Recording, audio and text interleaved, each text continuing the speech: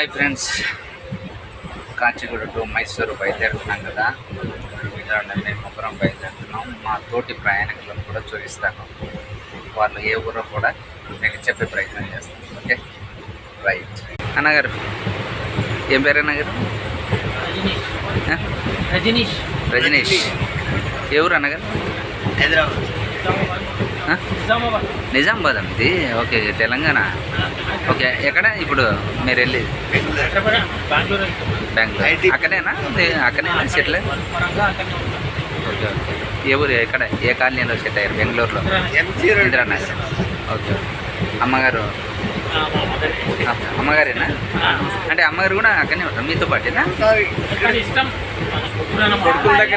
ఉండేది మాత్రం నిజామాబాద్లో మీరు ఉంటారు. Okay okay.